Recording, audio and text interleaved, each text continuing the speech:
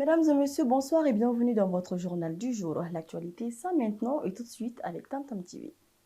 Renforcement des lacs Bamako-Niamey, le président de la transition, le général d'armée Assimi Goïta, a accueilli aujourd'hui à Bamako son homologue nigérien, le général Abdurrahmani Tchani, pour une visite de travail. Procès de Moussa Mara, le parquet a requis 24 mois de prison ferme contre l'ancien Premier ministre. Le tribunal rendra son verdict le 27 octobre. Tension diplomatique à l'ONU, le Mali réplique vivement à l'Algérie et la met au défi d'accepter la compétence de la Cour internationale de justice.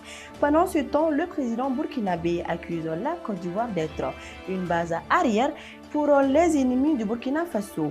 Et puis, à la veille de la rentrée scolaire, les familles maliennes s'activent pour les derniers préparatifs avant le retour en classe des millions d'élèves.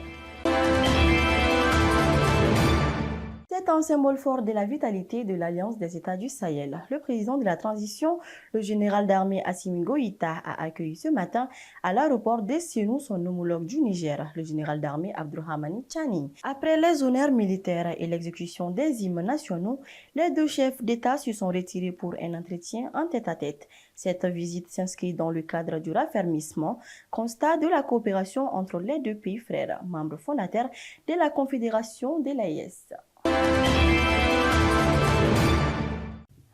Le procès de l'ancien Premier ministre Moussa Mara a connu hier un rebondissement majeur.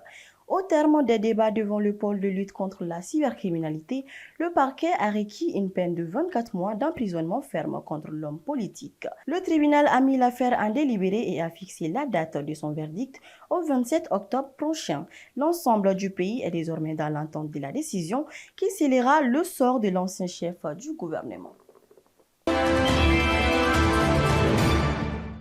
La scène diplomatique a été particulièrement animée ces dernières 24 heures. À New York, l'ambassadeur du Mali auprès des Nations Unies, Issa Konfourou, a répliqué vivement à l'Algérie, l'accusant d'invective. Il a rappelé les deux griefs du Mali, l'ingérence et la destruction d'un drone, et a mis Alger au défi d'accepter la compétence de la Cour internationale de justice. Pendant ce temps, le président du Burkina Faso, le capitaine Ibrahim Traoré, a accusé frontalement la Côte d'Ivoire d'être une base arrière pour les ennemis du Burkina Faso et d'avoir un pacte de non-agression avec les terroristes. Des déclarations qui témoignent des profondes fractures dans la sous-région.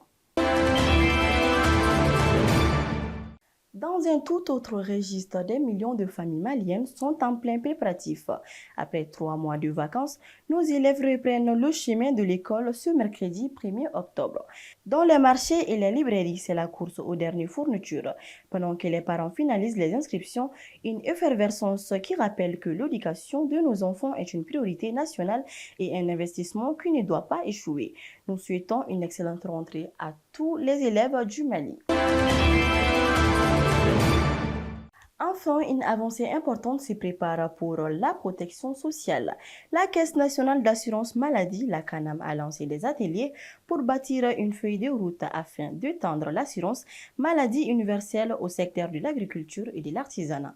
L'objectif est de définir des mécanismes clairs pour que chaque Malien, quel que soit son secteur d'activité, ait enfin un accès équitable aux soins. C'est la fin de cette édition. Merci de votre fidélité sur Tam TV. En cette veille de la rentrée scolaire, nous terminons avec cette pensée de l'historien burkinabé Joseph Kizerbo qui nous rappelle où se trouve la plus grande richesse d'une nation. L'éducation est le premier gisement d'un pays. Au nom de toute la rédaction, nous vous souhaitons une excellente soirée. Qu'Allah bénisse le Mali.